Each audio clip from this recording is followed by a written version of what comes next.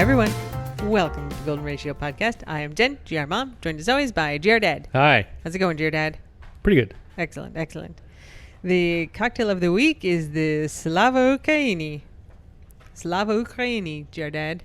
It looks like Slava Ukraini to me, but, you know, I respect Slava the correct pronunciation. Ukraini. Got it. In solidarity with our friends in Ukraine. It is a shot. It's a long shot.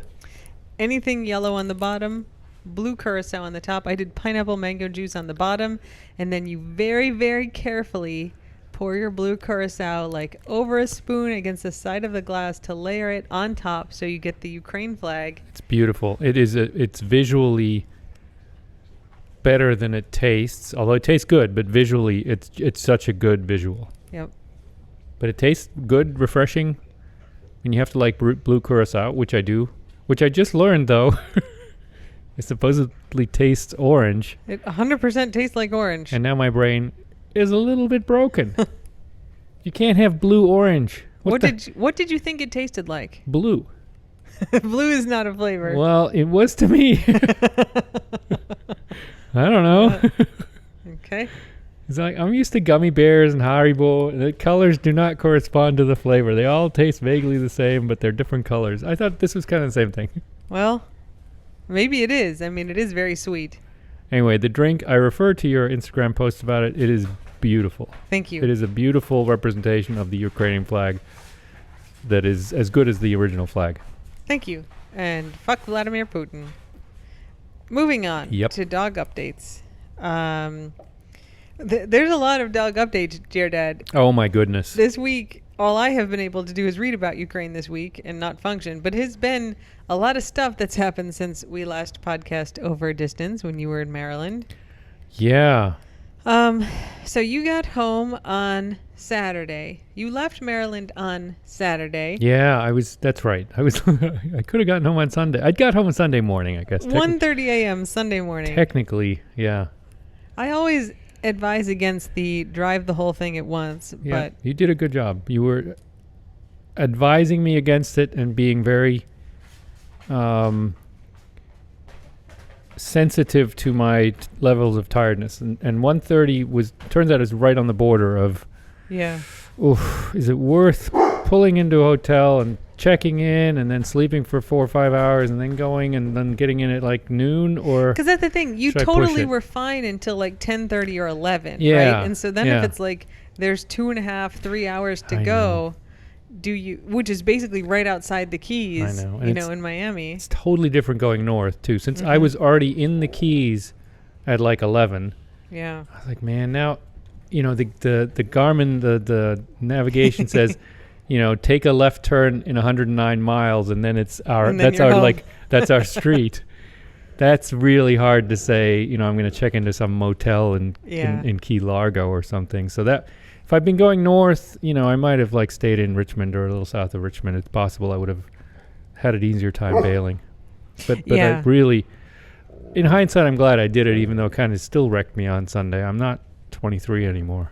You were definitely, my good. We're podcasting, Guac. Guac, show some respect. Don't you throw that ball, dear Dad. I wasn't going to throw it. Okay. I was going to roll it. A gentle roll is fine. See? Not just a semantic different. You were wrecked on Sunday. Yeah, but I would have probably been wrecked if I'd gotten in at 11 in the morning, too. Yeah, I think that's right. Guac, shut up. Yeah. Shut up. Voods and Remy are going at it, which is great. But of course, Guac can't handle someone else enjoying their life. Can't deal with himself. Let people have nice things, Guac, that aren't you. Let those two, play brothers. It's great. Yeah. So, that was a long drive. You got home. We kind of got everything unpacked after the fumigation. You and the dogs. Me and the dogs, not me. All right, so Jared gets home at like 1:30. Obviously, is exhausted. He's been driving since I think you left at 7:30. Yeah. Had been up since 5 a.m. Yeah. So of course, Jared Thanks, gets home at like 1:30, and kind of settles in, gets into bed, and is like the dogs are all wound up, and of course Voods, who gets us up in the middle of the night all the time, is like, "Hi guys, I'm back. I've been lying down all day in the car. So, can I do something? So I had kind of committed in my brain to be like, I am going to be the one who like really, keeps his sleepy ear out for Vood and takes him out all night. And so, of course, he starts making noises at like 1:45, 2 o'clock, like dear dad's in bed.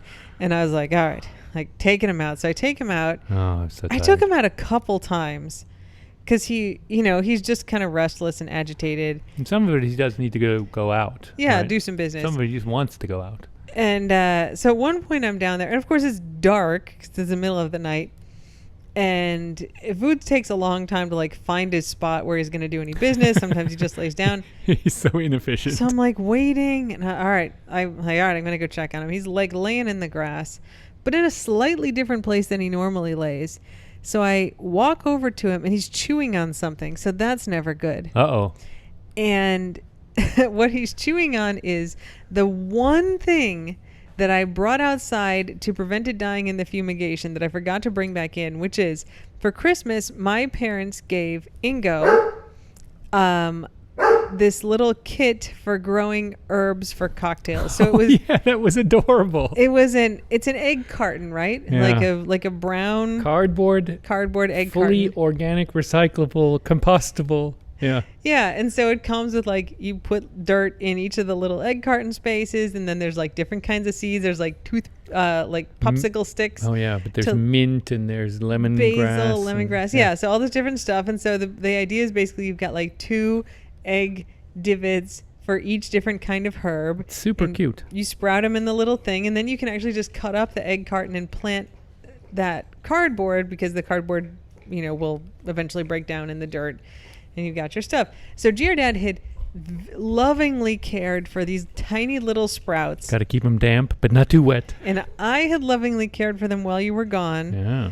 And so you had little sprouts and all the things. And I was like, I can't leave this in the house during the fumigation because it will die. It 100% would have. It killed everything. So I brought it outside and I kind of tucked it with a bunch of other stuff that I was tucking like under the palms, the areca palms along the side of the house. These are like the walls of palms that you see. So that wouldn't get shocked by like being in the sun. It was kind of tucked into the shade.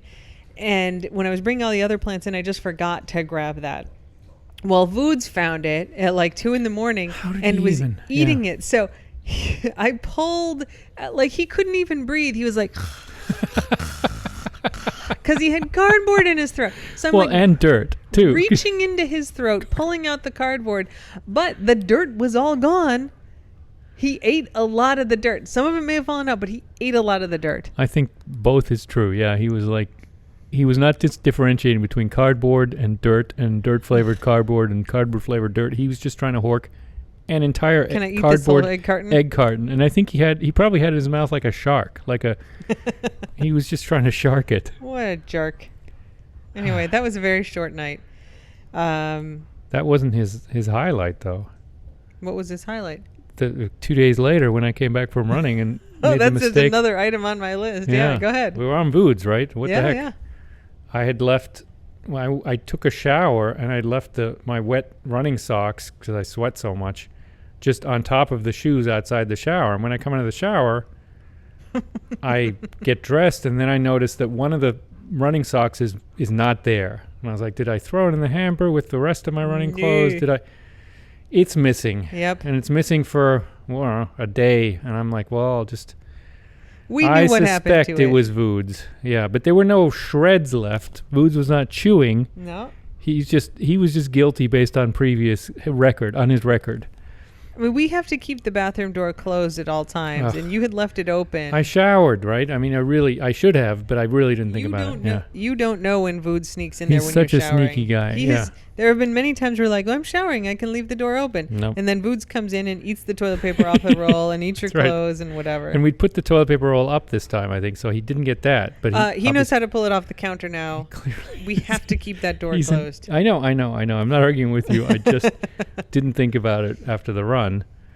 And I'm sure it wasn't that long a time. But anyway, so he actually managed to not keep it down a day later, right, when at like 5 a.m. Oh, he vomited at like 3 a.m. and the sock didn't come out. But I was like, I know what that is. Like he's trying to vomit up the sock. And sure enough, at like 5, you took him out.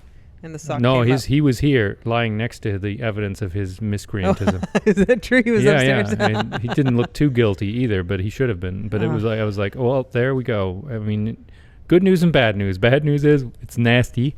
Good news is it's out. Oh, that's pretty much all good news. I mean, R.I.P. your sock, but it's great that it came out. Yeah, no, it's better than having to wait a week to see if it resolves the other way. No, I mean, in the middle of the night when he tried to vomit the first time, I was like, I think I'll take him into the vet in the morning and see if they can get him to puke up the sock. But he puked it up before we got there. He's learned nothing. No, he's dumb. He enjoys living on the edge.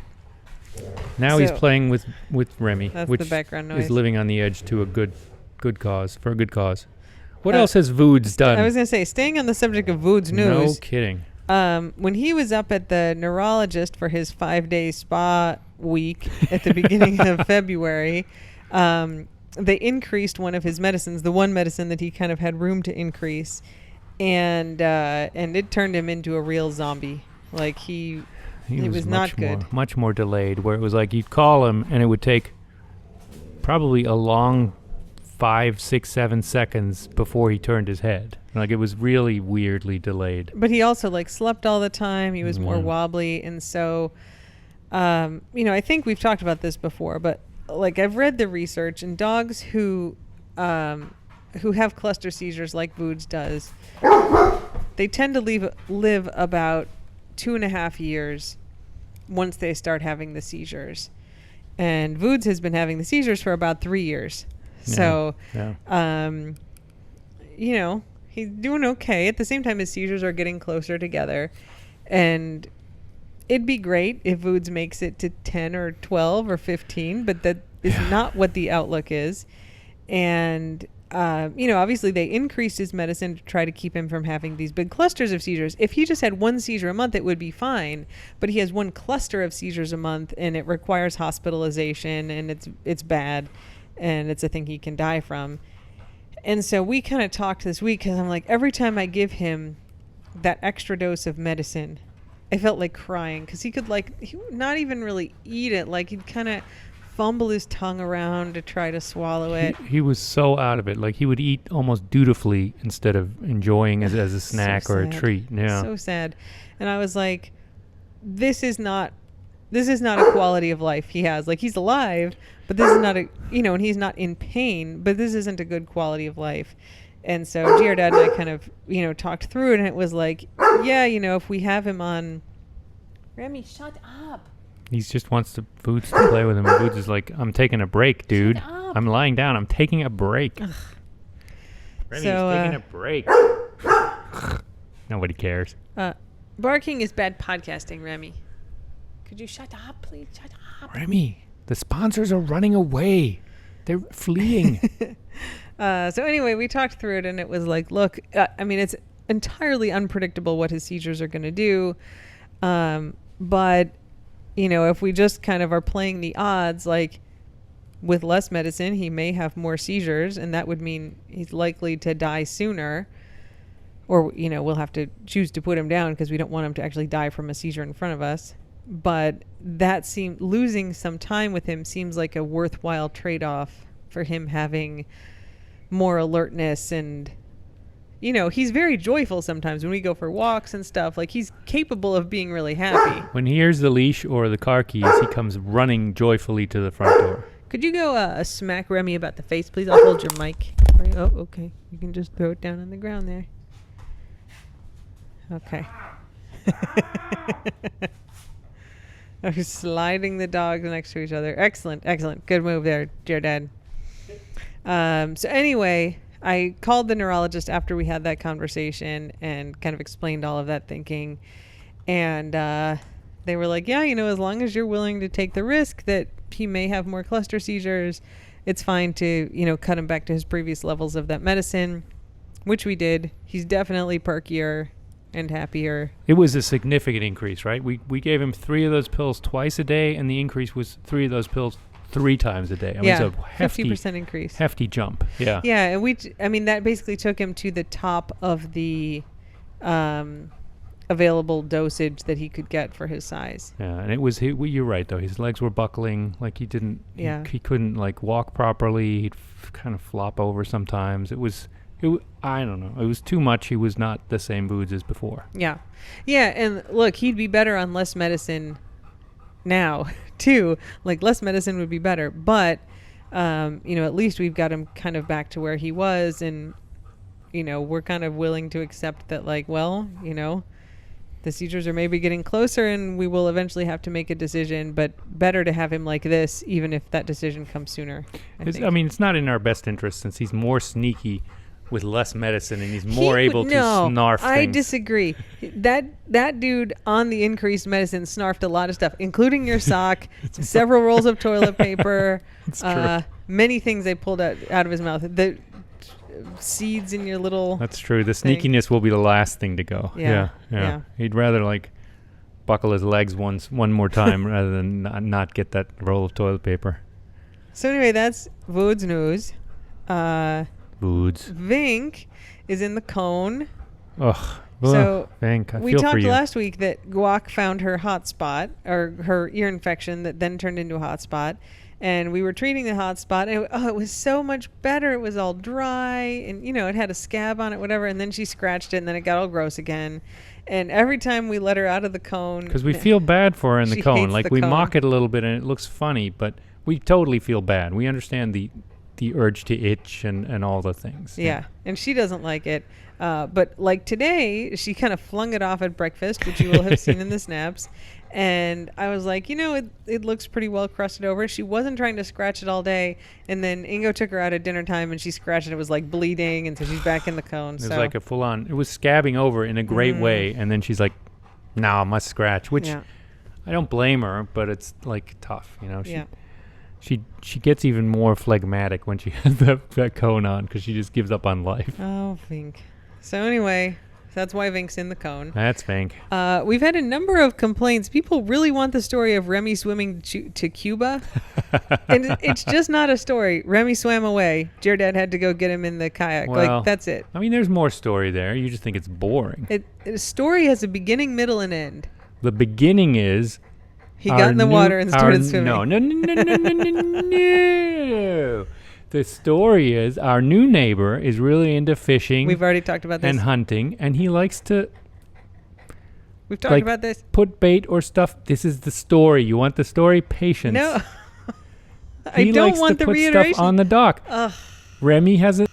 All right, sorry, Dad, I accidentally unplugged the podcast. Accidentally unplugged. You're like, it's boring. I'm pulling the emergency plug. Let me summarize. The neighbor has food out. Remy swam over to get it. You had to go retrieve him. The neighbor wasn't even there. There was stuff, though. We had to go retrieve him over land. Yeah. Oh, no, that was when he escaped the other time. Didn't he go over there twice? You went on a kayak and I went on the land. But then after that, he's also been over there on land. This story is so boring. Did he escape again? And stayed on the land? He escaped only once, as far as I know. If he escaped a second time, he did it without you telling me. We ran around the street. You walked onto the neighbor's property and got him. I was so mad at you. Yes. Yeah, you were mad at me. Well, whatever. Let's talk about what happened there. Still a story. Oh, my God. No, this one actually is a story. I'll take the hit. All right. Yeah, so Remy swimming to Cuba is just Remy smelled food at the neighbor's house. He swam over there and we got him. Like, there's no interesting telling. Except he's a blind dog swimming. Yeah. Fine. The second incident was GR Dad took several dogs downstairs, and I'm constly, let's say, advocating. I took four. Not even all the dogs. You have a propensity to get overwhelmed by multiple dog chaos. Yes. And I'm constantly advocating, maybe don't take as many dogs. Admitted. In fact, if there's escapers, maybe just take one at a time. Nah, I'm not so clear on the details, but I admit that thing. Generally. So you took down 4 dogs. Yeah. And then I'm not sure exactly what happened, except you put 3 dogs in the elevator and left Remy unattended in the yard with the gate open. Remy was lying in the yard looking at me. Right, like dogs don't just decide to escape. Well, in my mind, he wouldn't. But he did. He fooled me. He full-on did. With his look, he fooled me. So Dad just left Remy in the yard with the gate open and brought the other dogs up.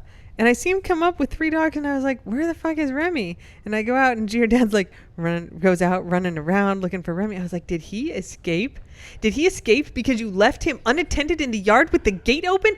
What the fuck were you thinking? You didn't say all that, but you didn't have to. Oh, you gave me a look. You angry. Gave me a look. Did I get all that in a look? Because I was angry. Oh, actually, it was...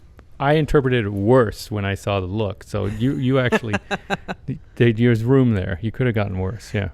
I'm glad that I can control the things I say, not be as aggressive.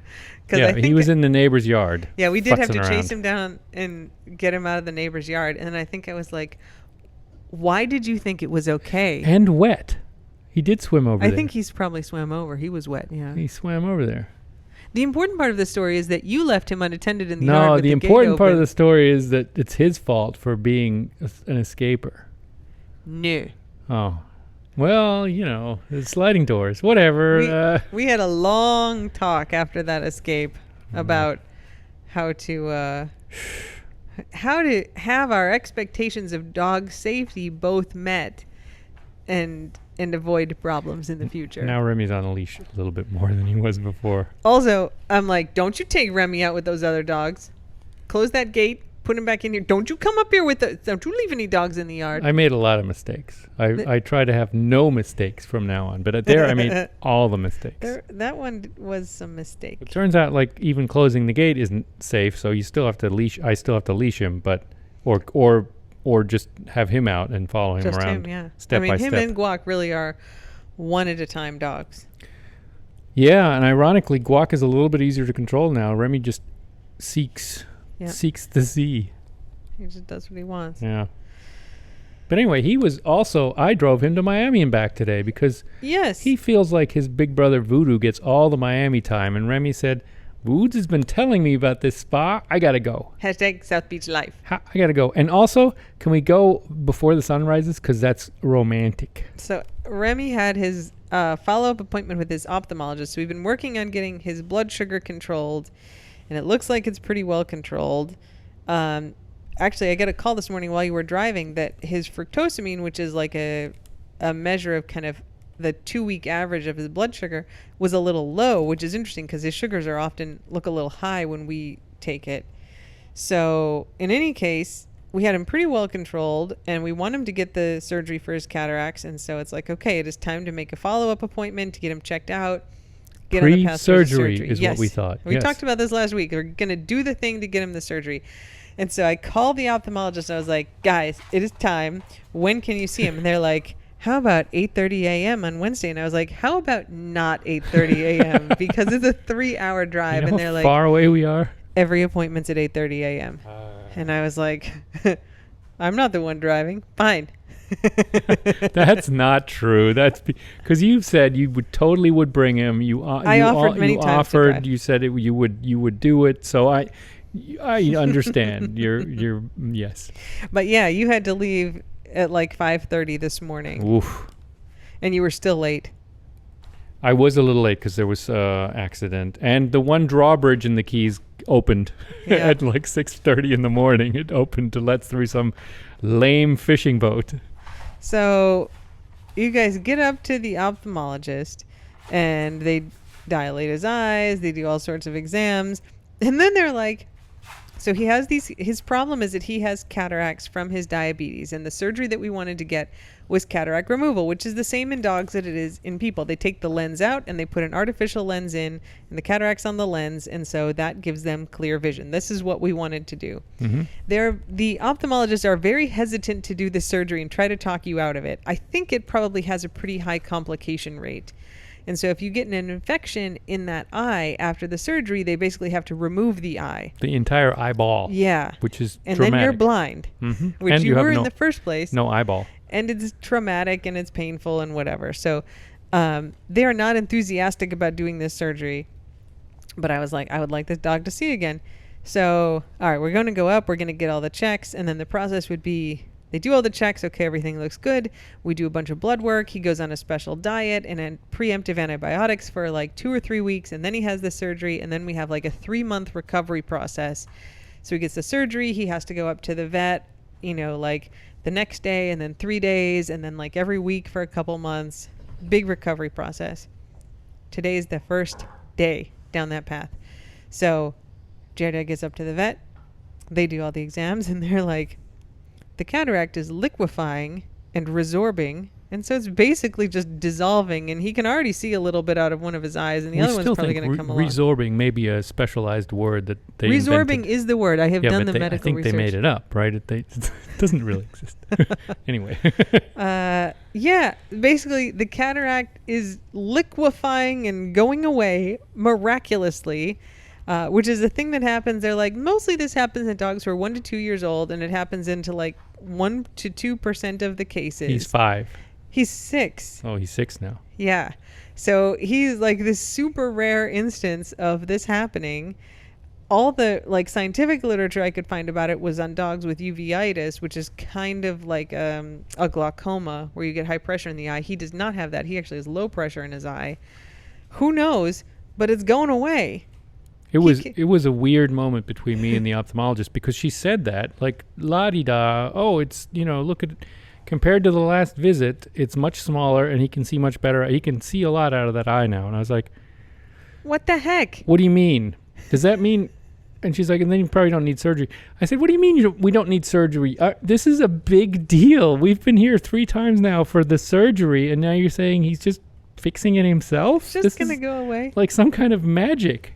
Oh, my God. They're like, yeah, come back in 4 to 6 months, and we'll look at it again. And his other eye might have cleared up, too. Oh, my God. So it's definitely not clear now. There are still cataracts on both of those eyes. Oh, yeah. But he has 4 eye drops that he gets a couple times a day. And one of them dilates his eyes, so it makes the pupil bigger, but the cataract is the same size. And so if the pupil's really big and there's a cataract in the middle, if the cataract is smaller than the pupil, you can see around the edges of the cataract and see stuff. So he has this drop, and they actually increased the frequency that we give him that drop, so his eyes stay more dilated, and then he can see more around the cataract as it apparently just reabsorbs into his body. The first time we got those drops from the ophthalmologist, I felt a little stupid, but I was like, should we put sunglasses on him or something? Because it makes his eyes much more sun sensitive, right? Because the whole point of the pupil is to keep light out. She's like, no, it's fine. The cataract is blocking most of the light. I was going to say the cataract's kind of like built-in sunglasses. I don't know, man. What if it gets better? And he's got these dilated eyes. What if the sun hurts his eyes? She's like, nah, it's fine. He's a dog. I mean, like 90% of his eye is covered by that cataract right now. I don't know, but putting sunglasses on him would be pretty funny. So what you're really saying is you just want to put sunglasses on the dog. I want to have a medical excuse to put sunglasses on Remy. You could just do it. Medical excuse. Right. So anyway, that's the big update. Cataracts apparently just going away on their own, which is I didn't know was even a thing. It was just weird disconnect that the ophthalmologist was not that excited about it. I was like, this seems very remarkable, ma'am. Yeah. Doc. And she's like, no, the other eye probably reabsorbed too. Just put more drops in there. I was like, why have we been talking about surgery for a year now? You never told us this was an option. Crazy. So good job, Remy. Yeah, good job. So, the natural question to follow this is, when do we adopt him officially? Because we have, unofficially, we've said he's staying, but he still belongs to the rescue group because you get like major discounts on the surgery primarily for the eyes. If you're with a rescue group, they give it to you for 50%. We also get discounts on the eye drops. Oh, yeah. Everything is like they're very generous with rescue groups there. But now if he's not going to have the surgery, so I guess we go in 4 months and do his follow-up, but that may be, he may get officially adopted then. Yeah. I also had him in on Monday for his fructose measurements. Yep. Into the vet that we don't see very often, and they remarked on how good he looks now, how much different he looks and how good. He's fluffed up a lot. I was just looking at a video I posted of him in August. I was going back through our TikToks and I found a video of him going for a walk, and he really looks like a different dog. He has such shorter hair then, and he had the bald spot on his neck, and he also just looks so much like happier and more joyful. Oh, now, yeah. Yeah, now. Sure. That's great. He's living the good life. Good job, Remy. He's settling right into paradise here. All right, that's it for dog updates. Is that it? Hops is still hopping around. Yep. So Brody is fine. Brody's neurotic Guac as is ever. good. Brody enjoyed not having Voods around. Yeah, well, that's probably true. Brody had a good time without anybody else here. He would love to be an only dog, I think. Oh, yeah. Just get a lot of attention. Big man, Brody. St. Patrick's Day is coming up, and if you want your dad to make you a St. Patrick's Day cameo, he can do that. Yeah, we'll make green filter on all the dogs. Brody would look really good green. We can even put St. Patrick in it, St. Patrick. If you'd like. We know it's a double-edged sword because, he's in heaven now. Such a good boy. Yeah. We got some video clips of him. You want to do German word of the week or taste of the keys? I'm not doing taste of the keys, so I'll do German word of the week and let you worry about the harder stuff. Okay. Because I can just make stuff up and you can... Oh, no, wait. No, it has to be a real German word. No one will know. Inspire... Who's gonna know? Nobody's gonna know. They're gonna find out. Yes, inspired in part by last week's PKW and LKW abbreviations and the current news. There are two German abbreviations that are more militaristic. That are PAK, PAK, and FLAK, Flak. Pack and Flak. PAK is Panzerabwehrkanone. Move that mic a little off to the side. Oh, sorry, of your that's mouth. the P. Oh, the P filter. I don't have my P filter on. Panzerabwehrkanone, which is tank defending cannon. Abwehr is defending. Yeah, it's an anti-tank cannon. But PAK is the German abbreviation that people would use. And then Flak is Flugabwehrkanone. Anti-aircraft missile. Yes. In this case, the English is better. Anti-aircraft is easier to say than Flugabwehrkanone or a Fliegerabwehrkanone. But flak has become the English term for it too, right? Oh, that's interesting.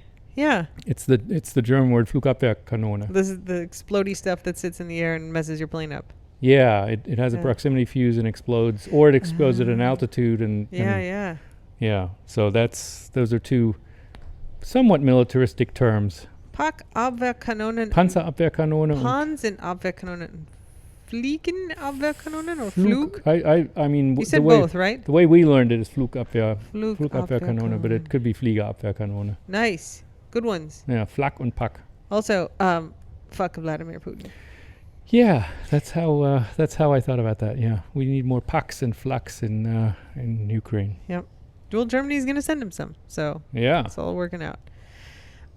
Taste of the Keys this week is a personal story. I was going...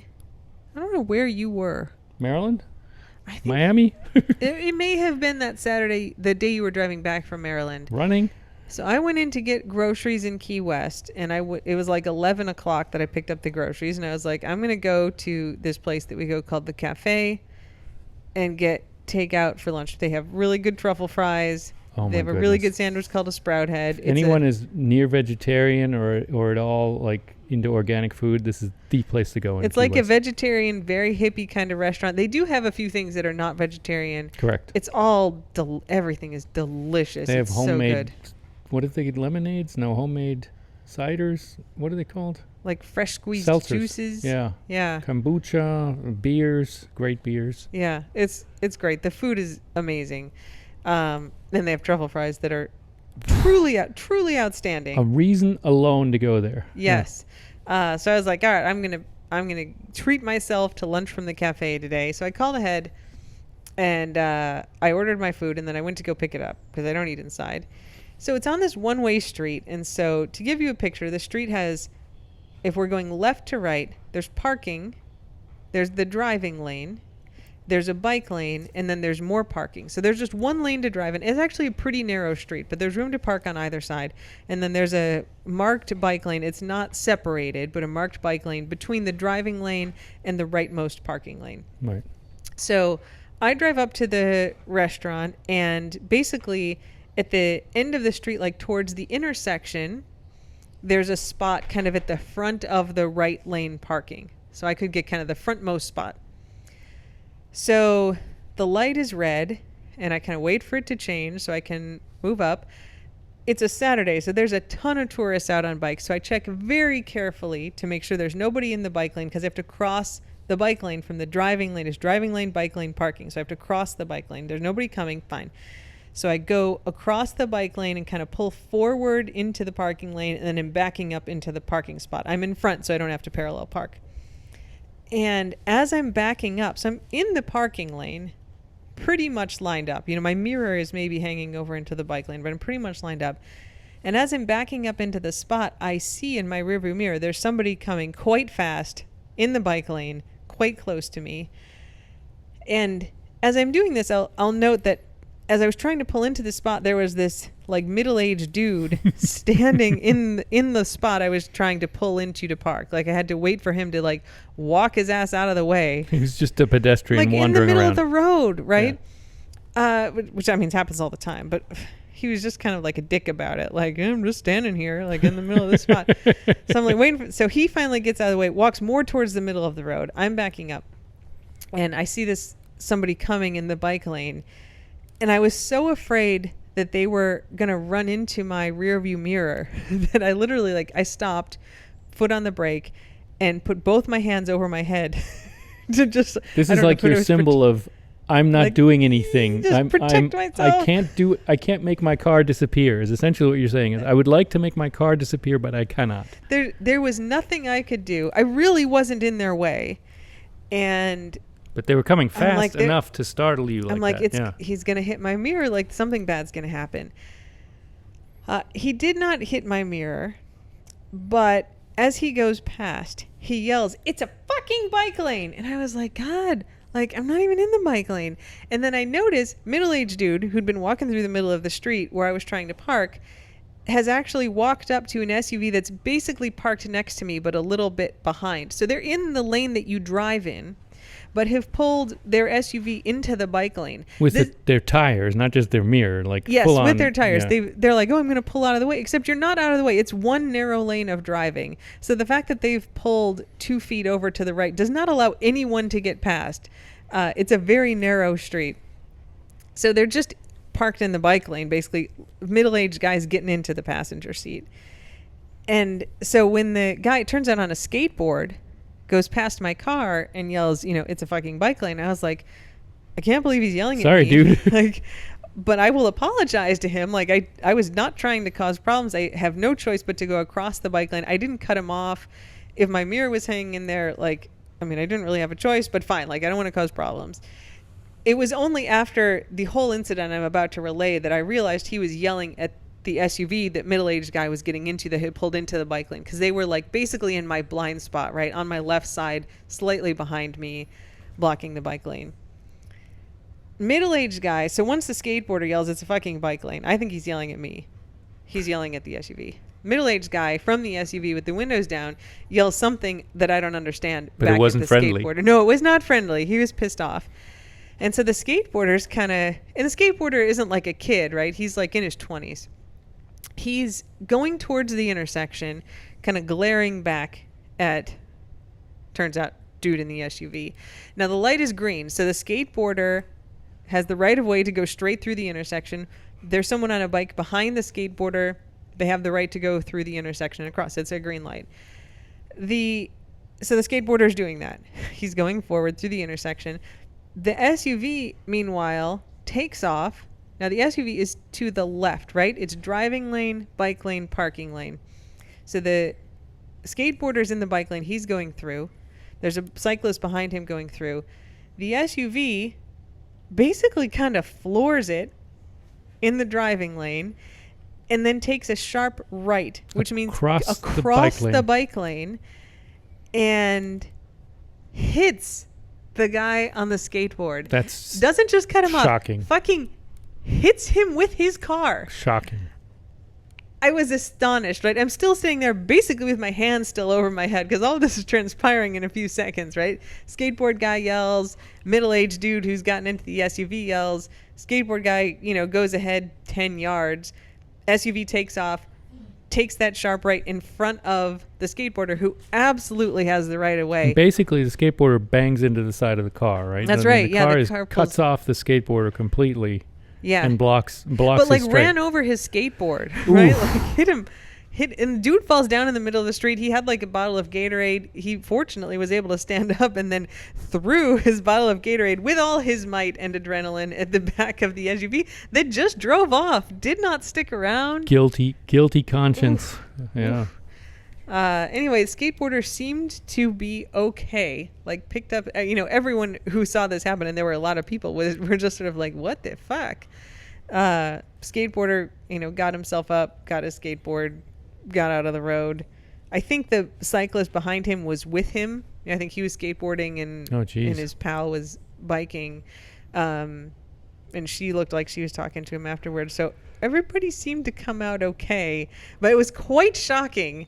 I mean, it would have been shocking for the SUV to just like yank it around that corner and cut him off, but to like hit him, knock him down, and then drive off. To go from 0 to that level of lethal violence essentially is pretty shocking. All right, I hear Hop squeaking. I'll let her out.